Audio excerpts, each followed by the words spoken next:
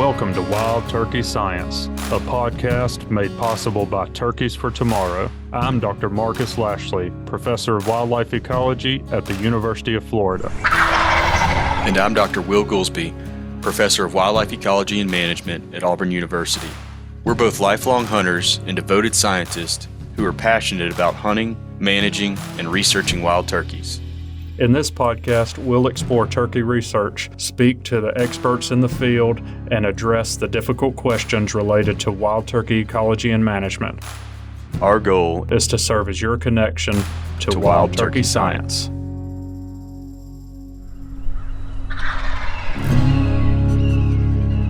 Well, before we get going on this episode, which I know that you have prepared for, you've been studying like a good student. To perfection. We're all students here. We're trying to learn. I'm really excited to see what you've uncovered about gobbling, how much literature is there. I'm here to learn. But before we get going on that, I do want to bring back up that we gave away a pot call that is special. It's specialized. It was for our 100th episode, and we both signed it. And I guess that was a pretty strong deterrent because the person we gave it away to didn't claim it. Can you believe it? Golly. We tried to set it up where folks would go, that we wanted existing listeners, and we did not that we don't value people who have been here the whole time, but we wanted to make sure that folks that were listening still had the shot at the pot call. So we had people go and comment on the YouTube thing, and we picked from those rather than just from all of the reviews, because some of those people might have moved on. Yeah, it was just an easier way to determine who's still active. Yeah, so that didn't work. So we're going to go back. We did randomly pick somebody again, and we're going to give this away again. Okay. So David Folker 5850 is the person that randomly got drawn, and I do have the comment that was left from I presume David Folker, given the handle. So I'm going to read that to you. I've been here since episode 1, so this is a long-term listener. Dang. He's earned it, then. Yeah. So I don't even know how many we're on now, but it's over 100. I know that since we're giving this away for the 100th. 10-ish. Yeah, we're getting on up there. So I've been here since episode 1. I constantly share the info from y'all's podcast. We do appreciate that. We hope that listeners are doing that. That helps us grow and get good information to more people. So thanks for that. I share the info from y'all's podcast to all of my hunting buddies and managers to influence their techniques and focus efforts. Keep them coming. We will. I really appreciate that feedback. I'm glad that you're helping share it. Thanks for sticking with us since episode 1. And if you'll reach out to us, we will get you this pot call. And I hope that you can take that pot call and kill a turkey. Yep. But it's a good looking call. We hope it's something special, a memento, so to speak, for you guys. And just reach out to us and we'll make sure you get it. Yeah. And the best way to reach out would probably be our Gmail account. Is that correct? Yes. That's one way. I think we can probably handle it from multiple ways, but yeah, that's certainly a good way. Well, yeah, DMs are fine. If you can, find us on Instagram, you can look up both of our university emails are listed online if you want to, do it that way. But probably we will have the email for the podcast listed in the show notes. So there you go. If you want it just to be easy, just go look in the show notes. That is your best bet for sure. Yeah. That one also, Charlotte is helping us keep tabs on, so you're probably in good shape there. It's more reliable than reaching out to us. Well, congrats. Yeah. You said David? Yep, David Folker. Yep.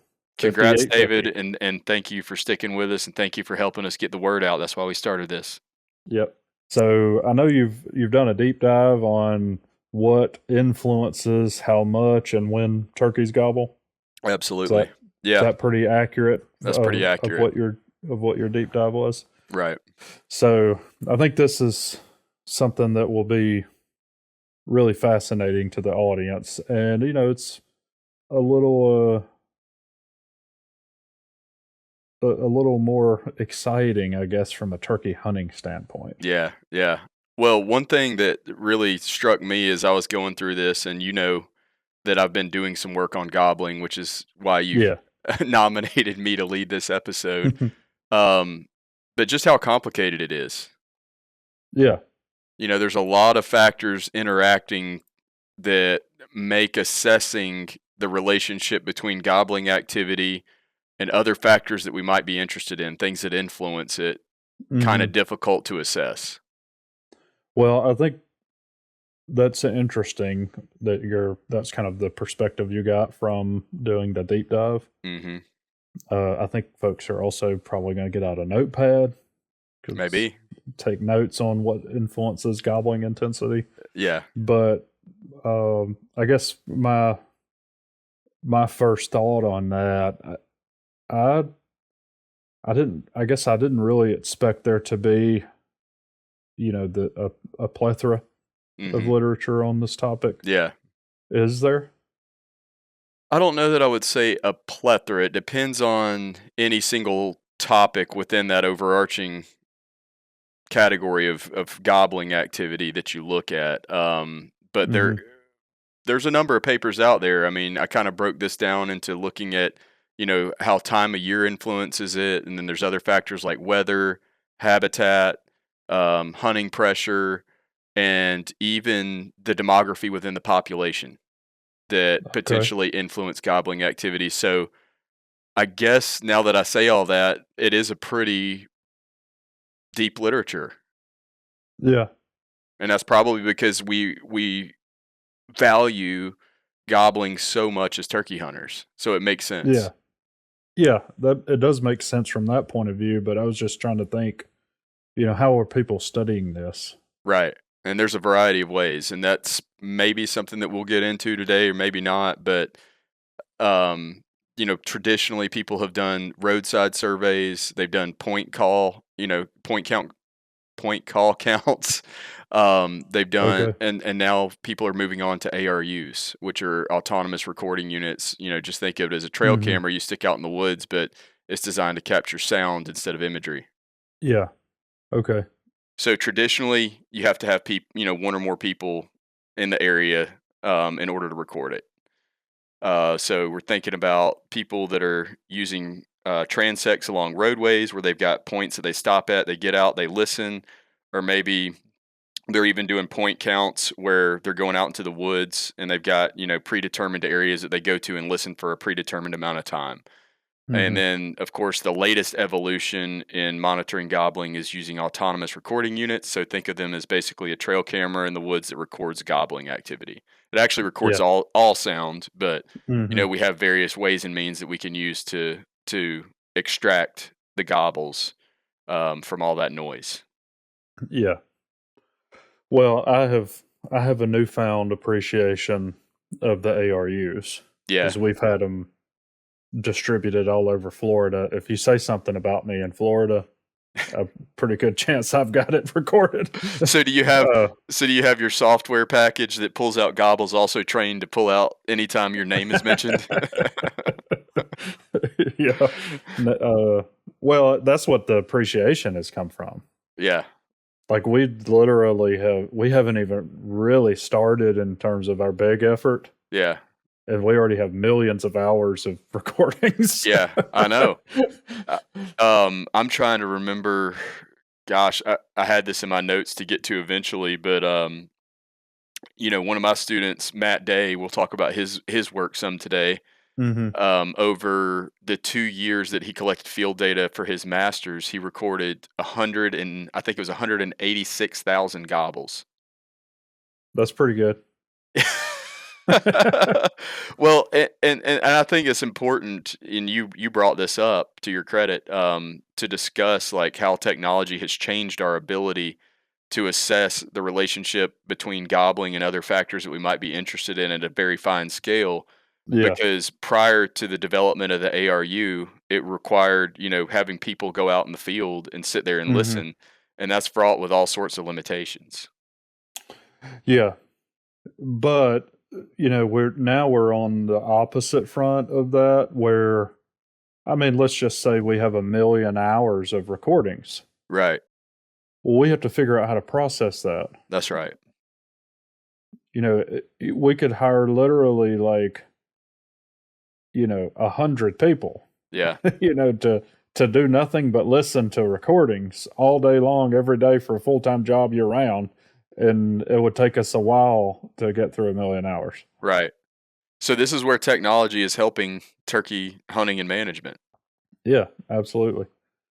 So anyway, I thought that was an interesting point, but I didn't really appreciate the ARUs until I started diving into it myself. And, I have a team of people working on various aspects of not just gobbling, lots of different things, but, Mm-hmm. some of the modeling approaches even are Yeah. taking us many days or Yeah. longer Yeah. Well, to process it. that is the other really complicated aspect of studying gobbling activity, is because there's so many of those factors that we're interested in that all change either with each other or over time. And Hmm. so isolating, and I know I'm kind of getting nerdy here, but I'm trying to keep it relatively high level, but isolating any individual factor of interest becomes inherently difficult because of its correlation, the way that it's related to other things that are changing over that same time span. So, for instance, we can think about, reproductive chronology. Where are we at, in other words, in the breeding season? Hmm. But then where we're at in the breeding season is also associated with whether or not hunters are present on the landscape, and if so, how many of them. And so it becomes really difficult to disentangle, if you see changes in gobbling activity, which variable was responsible for eliciting that change. But all the turkey hunters know what it is. Oh, absolutely. 100%. Yeah, it's amazing. Anytime you talk to anybody, they already know. And self-included in that, Oh because yeah, I I'm not excluding me from that here's the thing. conversation. Here's the thing about being a wildlife scientist. You can know all the information in the world and have personally analyzed the data showing relationships between gobbling and whatever else, or gobbler movements and whatever else. But then you get out there in the woods and you're having a tough day in the woods, or that gobbler's just whipping your ass, and all that goes out the window. And Yeah. you're just a regular hunter like everybody else, and superstitious, and um, you know, Hmm. it's just you can't get that out of you. Yeah. Indeed. It's hard to overcome. Well, let's get into some of the stuff that you have uncovered. All right, so starting out, big picture, what do you think drives the timing of gobbling throughout the year? Obviously. Well, the seasonality of breeding. Yeah, absolutely. So, I mean, we know that gobbling peaks in the spring, and then it starts dropping off during the summertime, and then we get there's a little bit of evidence in the literature, although for obvious reasons most people haven't studied gobbling activity in fall and winter, but some happens then. Hmm. Not I mean, it's like orders of magnitude obviously lower than spring. I mean, every Sure. deer hunter knows that. You're not hearing them burn down the woods, while you're sitting on a deer stand like they do in the spring. But they do gobble a little bit during the fall and the winter time. Um, but overall, gobbling is primarily driven by timing of breeding, which is triggered by increasing day length in spring, right? And that increasing day length stimulates sex hormones, which in turn trigger behaviors like gobbling. So that's Okay. kind of the overarching, factor that determines when throughout the year they gobble. Yeah. I definitely have had a few instances in two places in particular where Hmm. I've heard fall and winter Yeah, gobbling. particularly on a really crisp morning. Yeah. Yeah. But yeah, that's what I would have expected.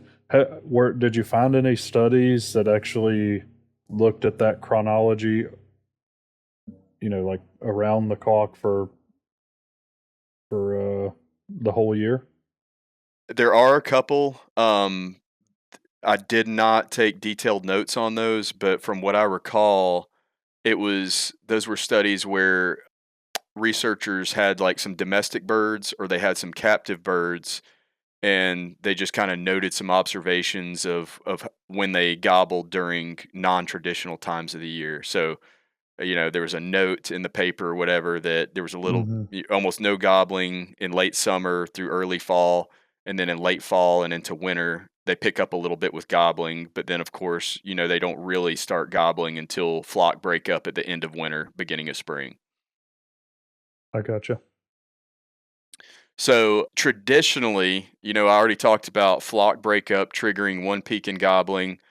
And then it's thought that there's, kind of traditionally, and this is important because so many hunting seasons were structured around this. It's also Hmm. believed that there's another peak in gobbling subsequent to flock breakup that occurs when incubation peaks.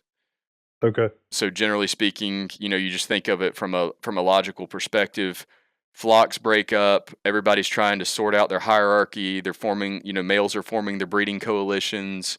They may be going turkeys may be going from associating with one group of birds during the wintertime to a new group of birds in the spring on the breeding ground. So they're sorting all that, figuring it all out, communicating with each other. Um, but then, when the breeding season first starts, we have a high availability of receptive females to mate with. And so, you would expect hens to be associated regularly with gobblers. And there has been some work. Let me scroll and find that so that I didn't think I was going to bring it in this early, but it makes sense, I think. Here it is. I found it. So there was a paper by Chad Lehman and others in 2005, a former guest of the show. Hmm. And he found that he was able to ascertain by having hens and gobblers tagged that gobbling activity was affected by the presence or the absence of hens. And so specifically when hens were absent or not in the immediate vicinity of gobblers, gobblers tended to gobble more. And that's exactly what you Yeah. would expect because it's a long range, cue Hmm. or method of communicating. Yeah. So basically, lonely males Yes. are gobbling to signal to females where Right. they are, trying to attract them. So when you think about during the breeding season, what would you say is the life history, associated behavior that would lead to gobblers being um, not being in the presence of hens? What would take the hens away from the gobblers? Going to nest. Exactly, right? So that's why it's traditionally thought that there's another peak in gobbling when hens are starting to incubate. Um, so a number of people in a number of different states and regions throughout the country have assessed that relationship between gobbling peaks and reproductive chronology. And what's kind of frustrating about it is the results are mixed. How so? You mean they're mixed in that they don't all show that two peak? Yeah, yeah, exactly. So the one site that probably has been more well studied in terms of gobbling chronology of turkeys than anywhere else in the country is Tallahassee Wildlife Management Area in Mississippi. Hmm. Going back all the way back to, like the 90s and even the 80s, they have been conducting, turkey oriented research out there, and much of it focused on gobbling. So Darren Miller and others published a paper in 1997 that was based off of gobbling data from Tallahassee and central Mississippi. And these data were collected over a 10-year period from 1984 to 1995. So this is a solid data set, even though they didn't have ARUs Hmm. at the time. So they were conducting in person, call counts. but still, you got to appreciate the temporal replication that they had there.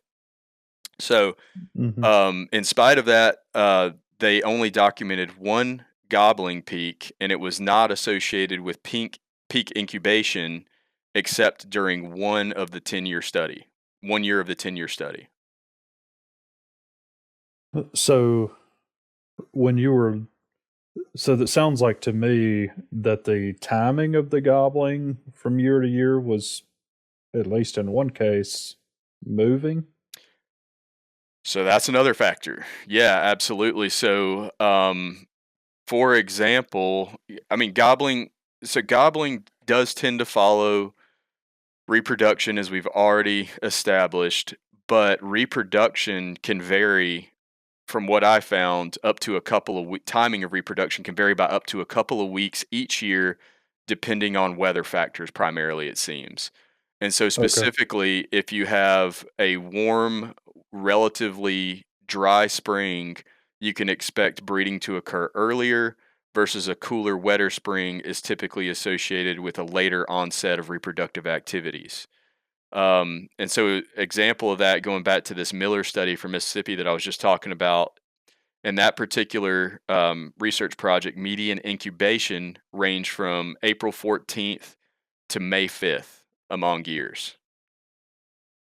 April. So that's almost 3 week Yeah, variation in the timing of peak incubation. yeah, Wow.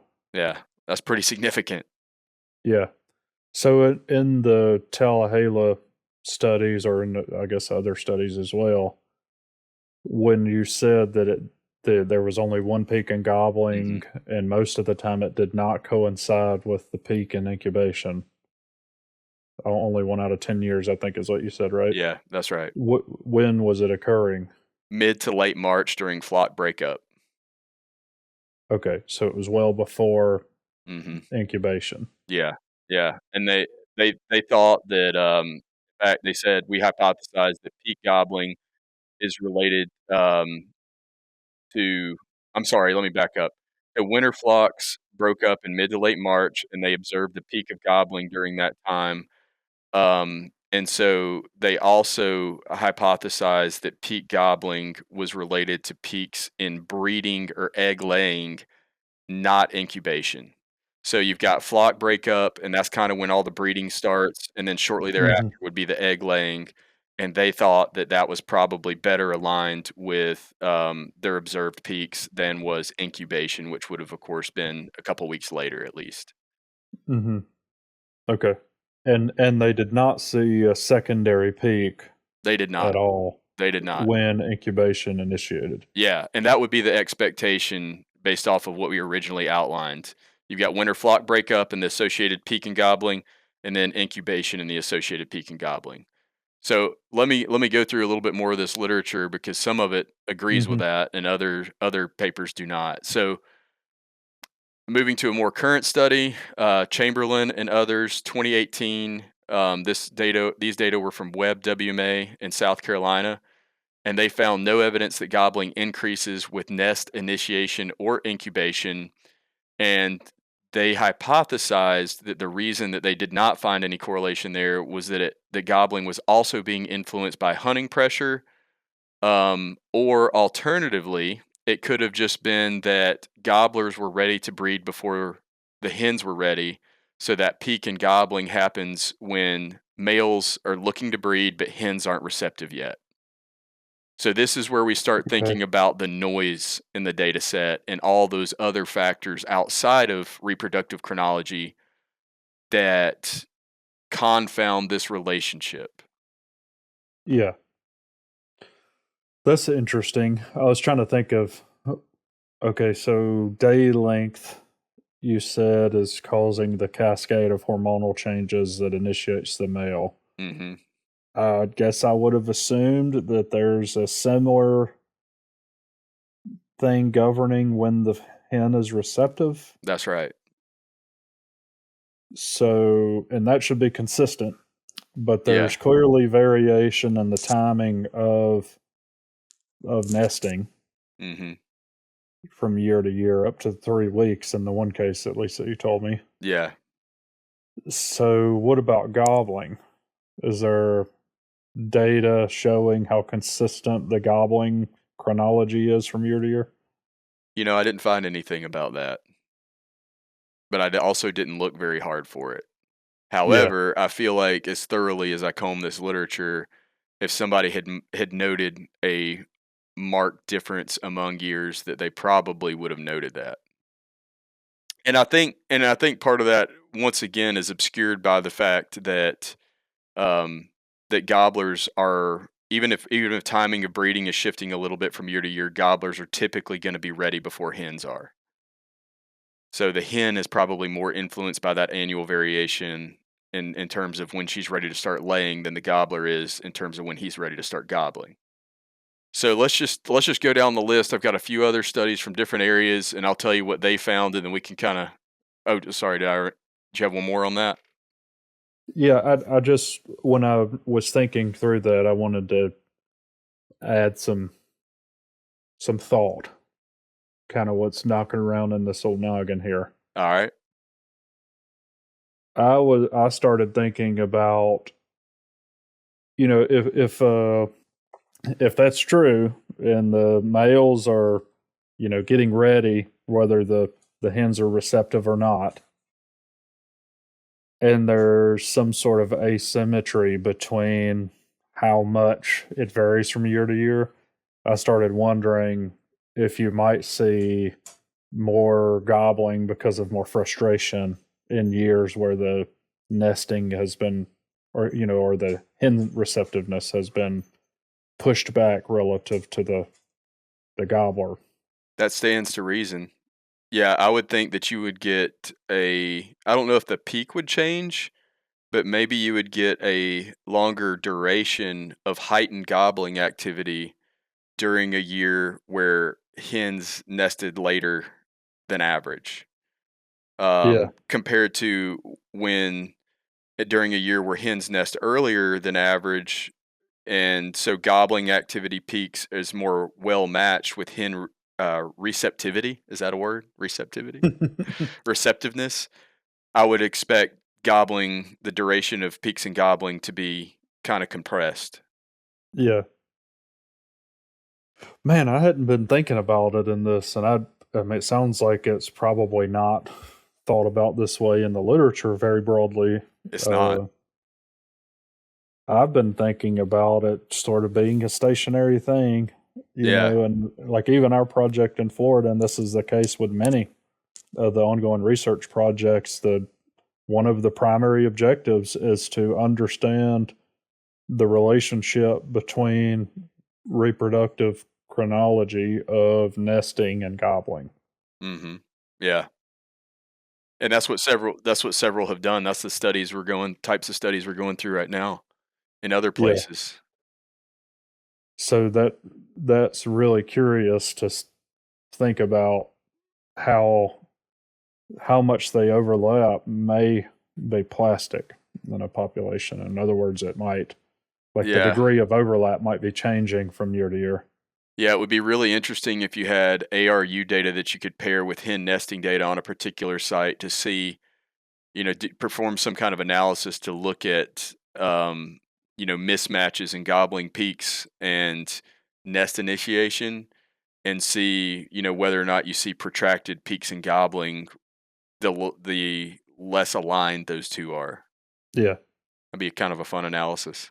Yeah. I know that that data exists, and we have Yeah, it in Florida on yeah, two sites for what will be 3 years after this. hmm Uh, so that, and I also know that between year one and year two, we did observe a fairly, I would say, a notable change in the nesting chronology yeah, between the 2 years. yeah, Like sure, it was different. right, yeah.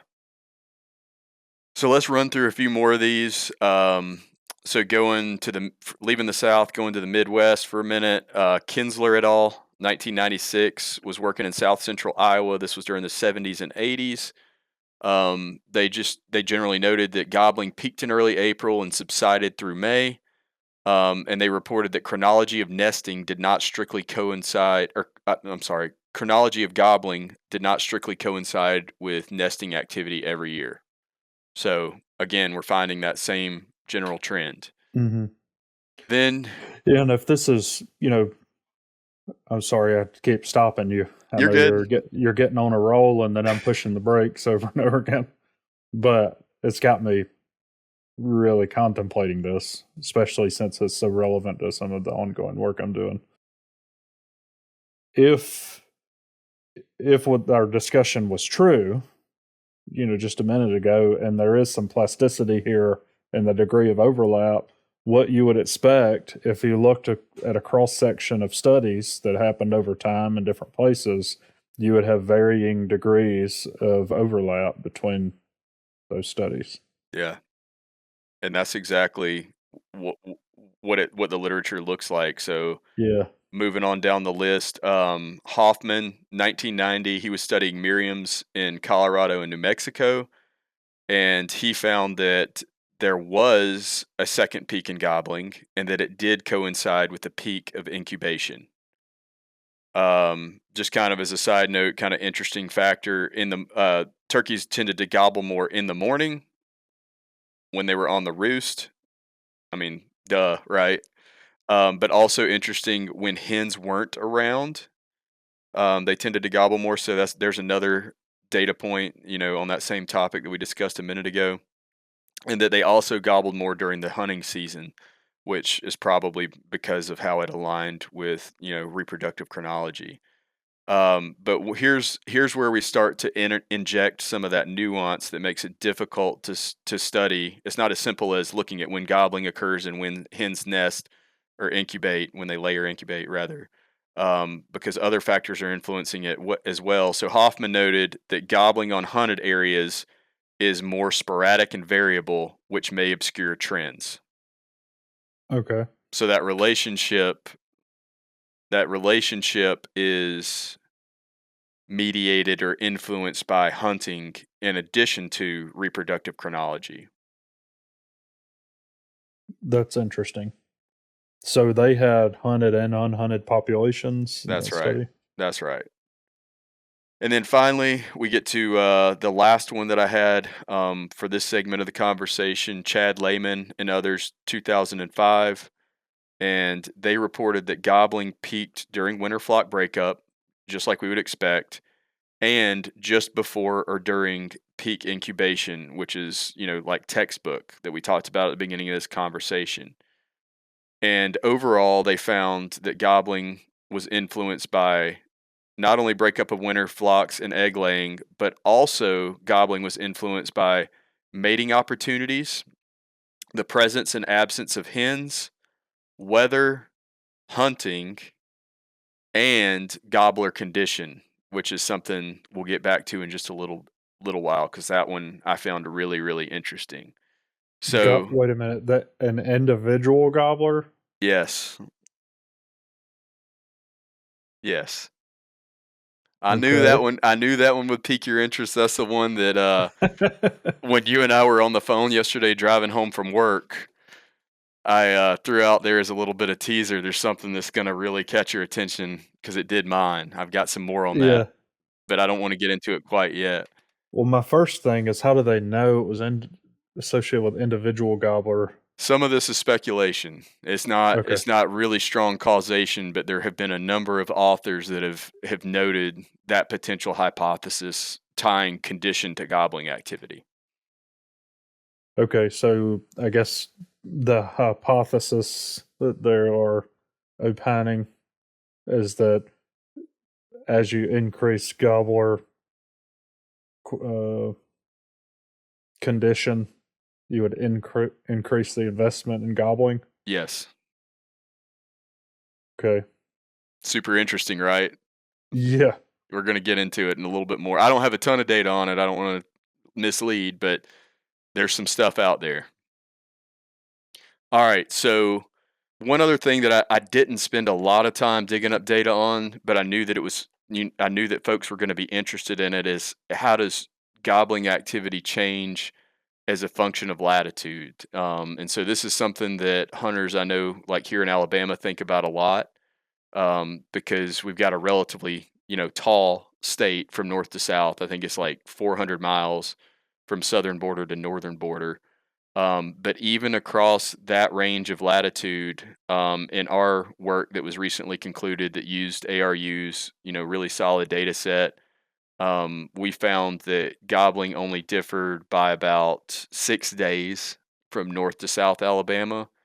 And that's similar to a study from Mississippi that I know you were involved in, which is Palumbo et al. It was published in 2019. And in that study, y'all found a 10-day difference from North to South Mississippi, which is essentially the same latitudinal variation that we have here in Alabama. Yeah. And your study was based on ARUs, right? That's right. And ours was on More roadside traditional. surveys. Yeah, exactly. So you probably had more precision. Yeah. I would say. Yeah. But there's also the possibility that there was more variation. Yes. Because this relationship is so complicated, not to beat a dead horse, but the next topic that I kind of had queued up to go into, which explains why it's not this lockstep process between gobbling activity and reproduction, is that weather has a say in it too. Mm-hmm. Right? And so the general, finding, which any turkey hunter could pretty much tell you, but we've quantified it, in several studies, is that generally speaking, on wet, humid days with high cloud cover, there's a lot less gobbling activity than there is on dry, clear days. Mm-hmm. Temperature, I think that's something that turkey hunters talk about a lot. Like, is it too hot or is it too cold, or does it have to be in this Goldilocks zone? To my knowledge, I never came across a paper saying that temperature had an influence on gobbling activity. It seemed to me more related to moisture than temperature. Yeah. Well, that's interesting. That's probably going to stimulate a few messages to you. Maybe it will. Maybe it will. Well, when I think about what are the conditions, that I'm going to hear a lot of gobbling, I'm thinking about a clear, crisp morning. Exactly. That's dry. I wonder, I'm also thinking of it being a little on the cooler side. Mm-hmm. I wonder if it's because at that time of the year, that's it. When you have a cold front, it tends to be associated with dry, clear. That's when you get that high pressure conditions. Yeah. Yeah, exactly. And so to that point, y'all found it and y'all reported that finding in Palumbo. Mm-hmm. Bevel Jr. back in 1975 reported the same thing. And then my student Matt Day found the same thing. And specifically, we were able to tease out that gobbling activity was about 50% lower on wet, humid days than it was on dry, clear days. Yeah, 50%. Wow. Yeah. Half as much gobbling. Exactly. Okay. So to add more to that, Kinsler et al., 1995, that's a study we've already brought up a couple times. They found the same thing. Warm, bright days, little cloud cover, and no rain in the previous 12 hours were associated with the highest gobbling activity. Mm-hmm. And then on the flip side of that, Bevel Jr., 1973, so this was a different paper than the one I mentioned a second ago, said that on rainy days, gobblers were observed strutting and drumming in the presence of hens, but they did not gobble. And he also noted, because he was actually observing gobbler behavior, is that turkeys were much less likely to strut on rainy, windy, on rainy days, and really they only went into like a half strut, or what he would refer to as like a semi strut. Mm-hmm. And he hypothesized that it was because when they went into full strut, that some of the raindrops were hitting their skin and they didn't like that. Which I get it. I mean, that's reasonable, but I think it's a little bit of a logical leap to make, Yeah. They don't like to get their skin wet. I can think of some other hypotheses that right. may be slightly more parsimonious, but right. they're still out there doing the thing. They're just, strutting and drumming instead of gobbling as much. Yeah, so it's not depressing breeding necessarily. It's just we don't Yeah. hear it. I mean, I would expect if it like came a downpour, they're probably going to kind of hunker down. Yeah, But as long as, I mean, everybody knows like a light rain, where do you go find turkeys? out in the field. Exactly. They're still out doing their thing. Can we have a bit of a sidebar for a moment? Okay. I'll allow it. I don't get it. I don't understand why gobblers are so sensitive to these changes in weather conditions. I mean, they're just super sensitive to it. Yeah. But then you go out there and all the other songbirds and just things that make calls don't seem to care at all. Do you think that's true? I certainly have been out there on It, days where turkeys don't seem to be gobbling, and I hear plenty of other birds. I have sat there and lamented about it. yeah. Well, it's not, I mean, that also is, affected by things other than weather as What's well. that? We haven't even gotten into all the factors that affect gobbling activity. Yeah, But I anecdotally I would agree with you that other species of birds tend to be less sensitive to weather changes than gobblers, but I also have not seen that quantified. Like, does a tufted titmouse reduce its calling by 50% on rainy days compared to dry ones? yeah.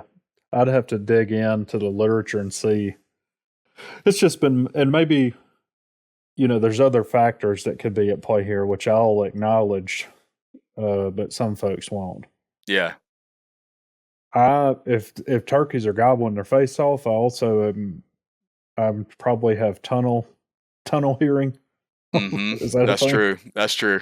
Yeah. So I'm not hearing other species call when Selective hearing. turkeys are gobbling, and then I notice them when there's no turkey gobbling. Yes. 100%.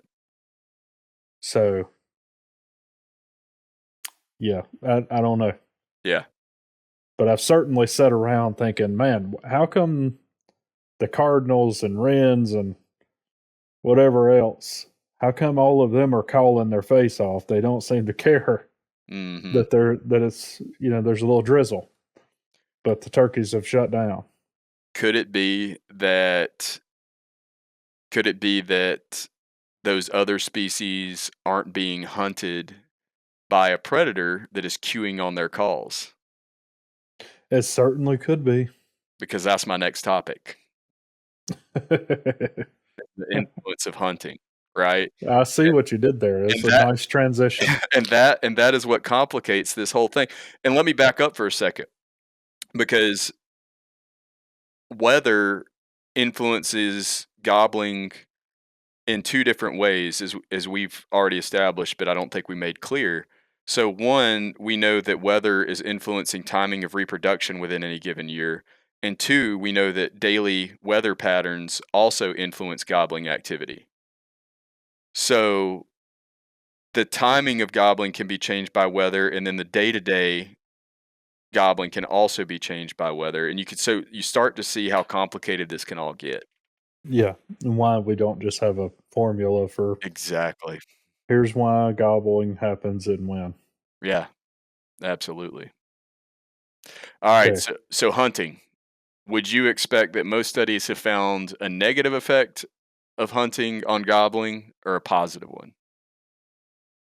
Well, since you're asking me with that look on your face, I mean, I would have normally said there was a negative. Yeah. Like as you increase hunting pressure, you get less gobbling. But Yes. the way that you're looking at me makes me think that that might be.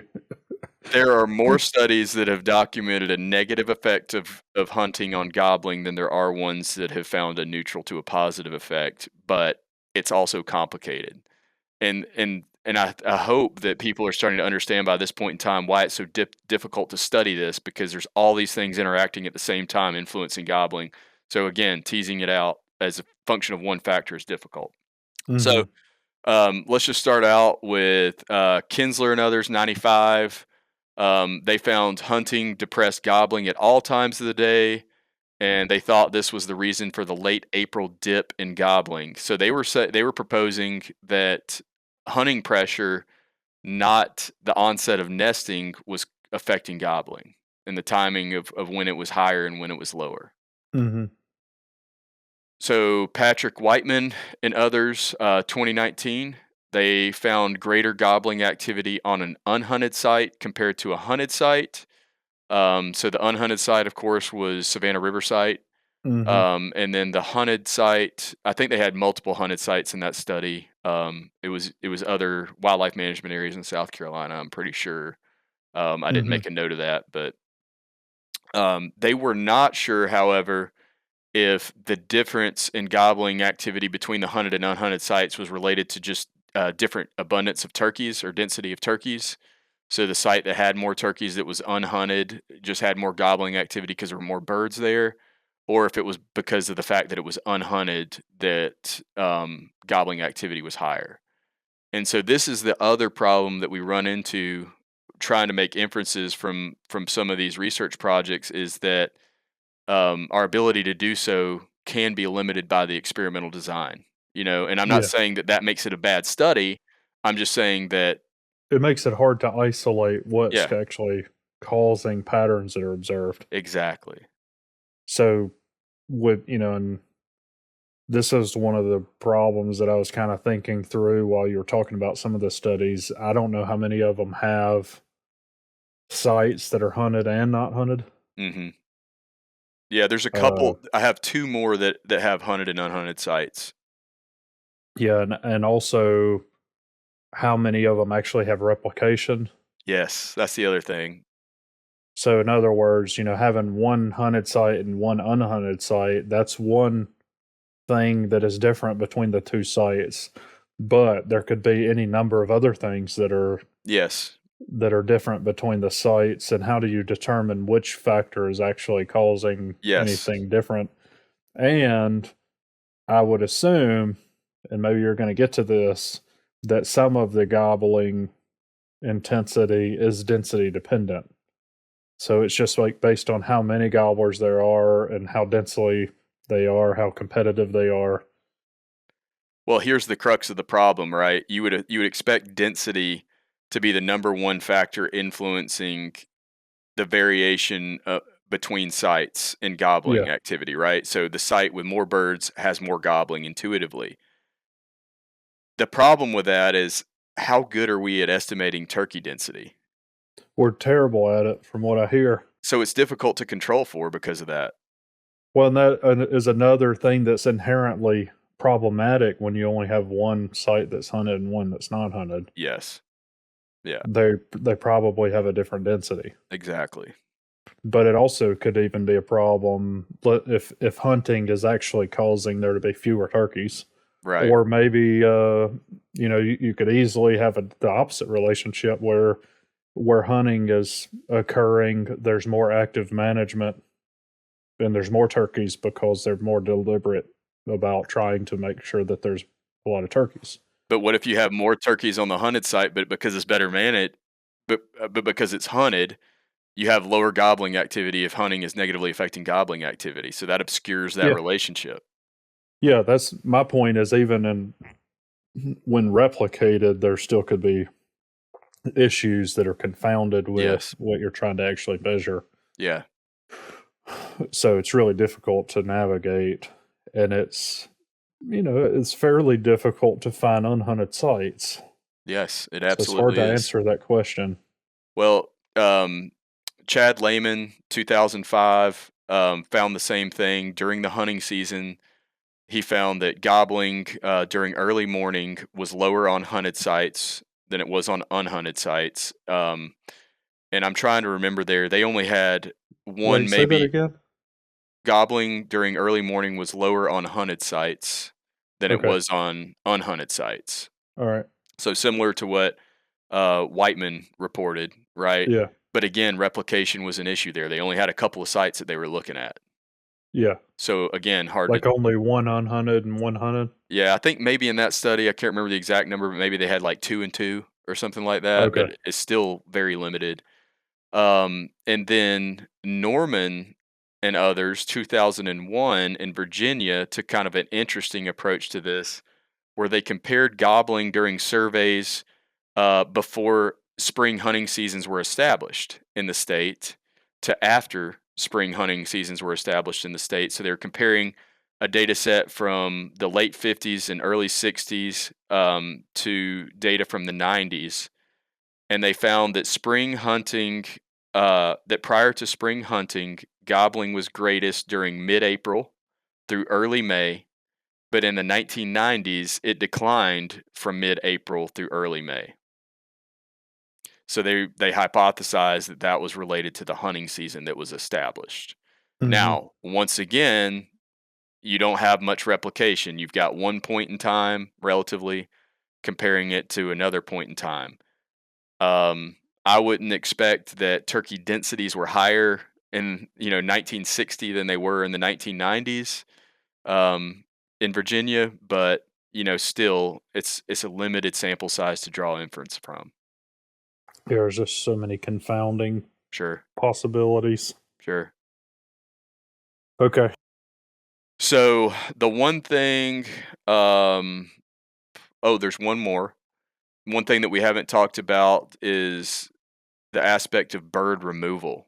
Like, so obviously when you remove birds through hunting, you would expect lower gobbling activity because there's not as many males out there to gobble, Right. right? So Wakefield and others looked at this in their paper from 2020, and they reported that they expected a decrease, a fourfold decrease in daily gobbling activity. So they modeled this out for every 1.1 birds removed per square mile. So basically, gobbling decreases fourfold for every one bird per square mile that you remove, Based on their modeling. based on their modeling. But here's kind of one of the complicated factors in this is that removal density varies substantially from one site to another, right? As you would expect. Yeah. So for instance, they were saying, it decreases by a factor of 4 for every bird per square mile removed. In our study in Alabama that recently wrapped up, the average rate of removal on public land was about a third of a gobbler per square mile. And on private land, it was about a half of a gobbler per square mile. So an average removal rate on private of one bird for every 2 square miles. So they were modeling this at over twice the removal rate that we were, or at about twice the removal rate. They were modeling it at twice the removal rate than you observed. That's right. That's right. Even on public land. Well, it was even more than that. It was about 3 times the removal rate that we documented on public land. Our removal rate was higher on private than it was on public. and That's going to make people mad. And the assumption that I made there is that you've got a higher density of birds, starting population of birds to remove from. Yeah. Well, that's another problem here. If you have 10 gobblers per square mile, removing one of those is different than if you have 3 gobblers per square mile. Yes, exactly. And there's some other factors that come into this, and I'll get to in just a second. Because as it turns out, there are a few studies that have documented a positive association between hunting pressure or male removal and gobbling activity. So the first one of those is Miller and others, 1997. And so we're going back. Again? Yep, we're going back to Tallahassee, Mississippi. And they reported that it does not appear that hunting pressure, as measured by the number of hunters, negatively influence gobbling on that wildlife management area. And they actually found, but they had a positive association between gobbling activity and hunter numbers. In other words, in years where there was more gobbling activity, there was more hunting pressure. And this is the other complication in trying to study this hunting pressure gobbling relationship, because intuitively a site that has more gobbling activity is going to attract more hunters, especially when it's public land, right? Mm-hmm. So is does having more hunters make birds gobble more, or does having more birds gobbling attract more hunters? The latter makes more sense to me. Yeah. Well, and you could, if you quantify it by birds removed, you could have the same logic, right? Yes. Well, is removing more birds more hunting pressure, or Yes. is there more birds being removed because there's more birds? Yes, And then you hear exactly. more gobbling because there's more birds. Exactly. So basically, studying gobbling is difficult because it's infinitely confounded. Well, I mean, I'm kind of at the point, like, just go out there and try to hear some gobbling Yeah. and get on a bird Yeah, and have fun. that's right. That's right. All right, so let's move on down this list real quick. So lint, like pocket lint and others, 1995. Is that his name? No, his first Pocket name lint. is not Pocket, but his last name is Lint. I'm sorry if you're listening. I almost went with belly button, but I changed it last minute. Belly button lint. Oh, hang on. I think I've got some. All right. Oh, man. So this speaks directly to what we were just talking about. As the number of gobblers, so this is unique gobblers, heard per day increased, so did the harvest. So they were saying that, gobbling increased alongside harvest because population, it was really an index of population size. Yeah. Well, and that makes sense also. Like, I didn't think about it that way. If the turkeys are gobbling more, people are getting on turkeys and staying 100%. staying interested in it, and they're probably 100%. going to harvest more of them Yeah, if they're staying after them, absolutely. and they know where they're at. Yeah, I mean, that stands to reason. I mean, we found the same thing in our carcass study where we collected all those carcasses to look at male fertility and do some disease sampling. That it was, I can't remember what the specific number was, but like 90 something percent of the hunters heard their bird gobble before they harvested it, at least once. Yeah. There's not a lot of people that are just killing a bird that's just sitting there strutting and drumming all day and not gobbling. Right. It happens, but not very Yeah. often, apparently. There's definitely, I hear plenty of stories, and it's happened to me, Yeah. where a gobbler sneaks in there and you get him. Yep. Or, with folks that are sitting in a blind or, over a food plot or something, that certainly can happen, Mhm. with that type of hunting method. But I mean, I know what I like. I like to hear that turkey gobble his face off, burn it Mhm. down. I mean, that's part of the show, right? It's part And of the I game. even, if there's multiple options, I usually go to the one that's tearing it down. Mhm. That's what makes it fun. Yep. All right. So, lastly, as far as the hunting effect, I was going to bring up Matt Day's thesis. So we haven't published this yet. We're working on some final edits to that. Um, but generally, we did not find a relationship between gobbling activity and daily number of hunters, the cumulative number of hunters throughout the season. But we did find a positive relationship between cumulative or total male removal throughout the season and gobbling activity. Um, so specifically, we observed about 2.5 times as many gobbles for every 0.17 unit increase in the total number of males removed per square kilometer. I did not convert that. Into Alabama's. Yeah, or anything more meaningful, but just suffice it to say that, cumulative hunter harvest was associated with an increase in gobbling activity, which at face value makes no sense. But then you start getting into some of the dynamics of everything that we've talked about today. Well, And go ahead. at face value, a lot of people think, most people are thinking hunters harvesting a bird is detrimental to gobbling, and not that hunters successfully harvesting bird is an index of how many birds there are. Yes. And if you think about it that way, then it does Yes. makes sense. Right. Right. Exactly. And here's another wrinkle to introduce in this is that it could be that removing certain males releases other males from being from having their gobbling suppressed. So Yeah. specifically, Bevel Jr. in that paper from 1973 that I've already referenced today, he reported that 2 days after flock breakup, at least 6 different gobblers, mostly jakes, so he was using gobblers to refer to adult birds and jakes, at least 6 different jakes gobbled 215 times in an hour. This was the peak calling day in that year, and they believed it was because the jakes were no longer suppressed by the 2 adults in that flock. So those 2 adults went off one way, the jakes went off another, and lo and behold, the jakes just started gobbling their faces off.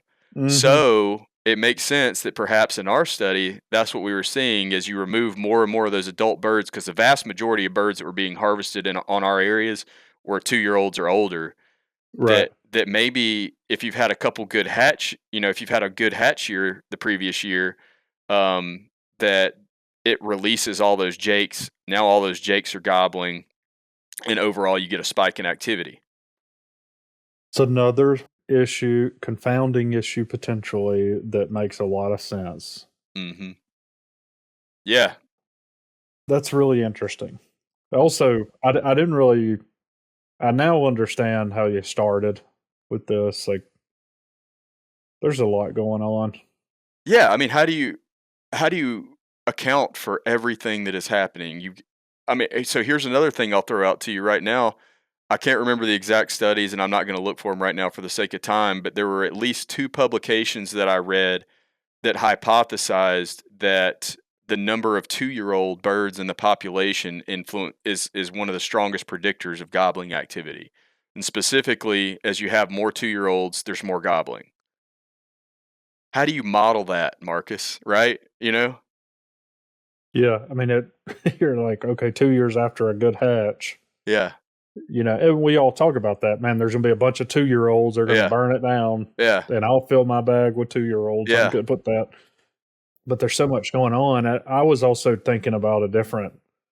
Why is it so counterintuitive,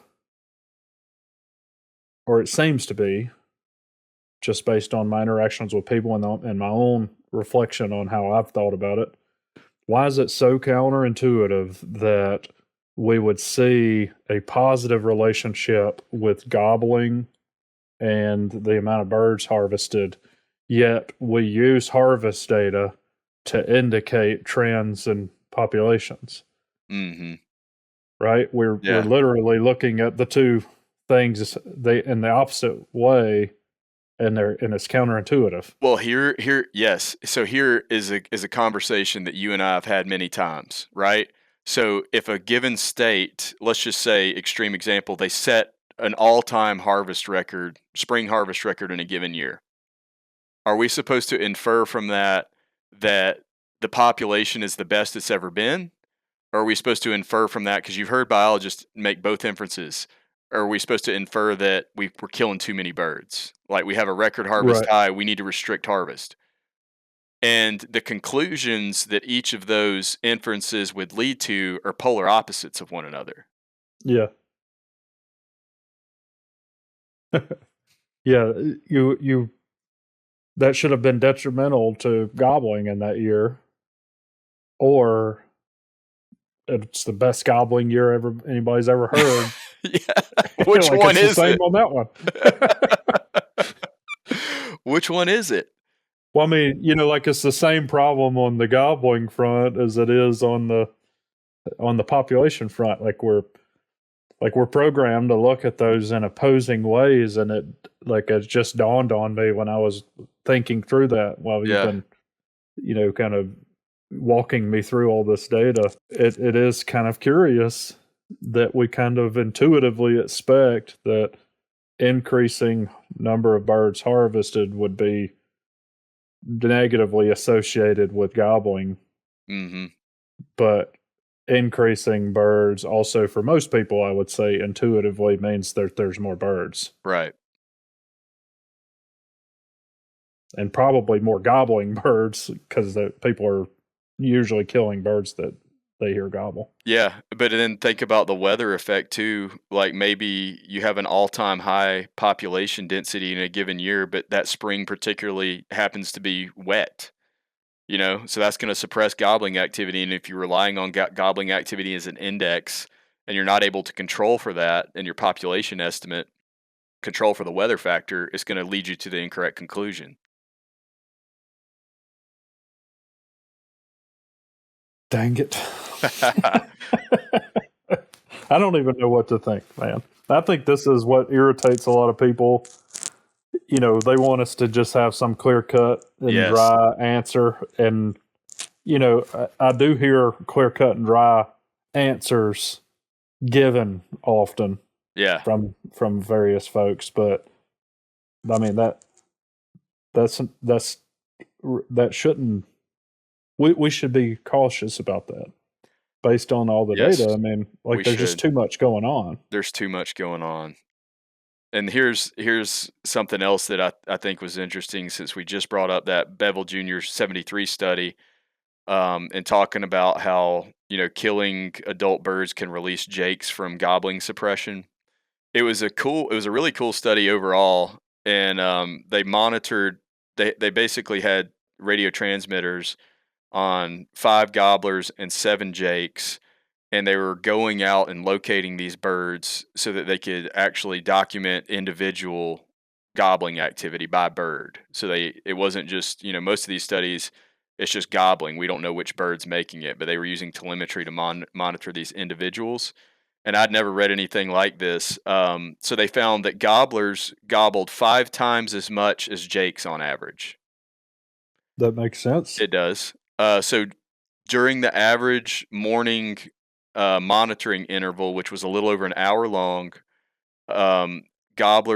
each individual gobbler would gobble 73 times compared to 15 times for jakes. But then when the jakes do gobble, they noted that it prompted more vigorous gobbling in the adults. So here's a little anecdote that they share. So there was this one gobbler that oftentimes was paired up with this jake. They kind of roosted together in the same area. And each time the jake would call, gobble once or twice, the gobbler answered by gobbling 5, from a minimum of 5 up to 25 times in response. So that jake gobbling just really pissed him off. It set him off, buddy. And then the bird that gobbled the most, they did find tended to be the one that was doing most of the breeding, which I thought that was interesting. So they actually monitored these birds in the field. Now, granted, they didn't see many copulation events, so that data set's a little bit thin. But this was interesting to me, that the trait to become what they considered a prolific gobbler, meaning he got lots of breeding opportunity throughout his life, was apparent already when birds were jakes. No, I'm sorry. I'm sorry. Let me back up. The trait to become it wasn't about breeding opportunities. It was about gobbling activity. So gobblers who gobbled more as adults, you could already tell that they were going to do that when they were jakes. So they gobbled more as jakes than others? Yeah, they started early in life. And if I had to guess, that's probably related to, the timing of when those birds were born. I would expect that if they were born earlier in the spring as a poult, that they were probably able to mature faster. They had an advantage over the other birds. Or it could have been even related to personality too. It's just a more aggressive individual. There may be personality dominance within a flock. Yeah. And some of the dominance could be associated with the advantage of being born early. Yes. So which study was that again that you're talking about? That was Bevel Jr., 1973, and that was in South Carolina. Okay. That's a really interesting study. I'm going to have to go look at that. Yeah, I got a copy. I'll send you if you want it.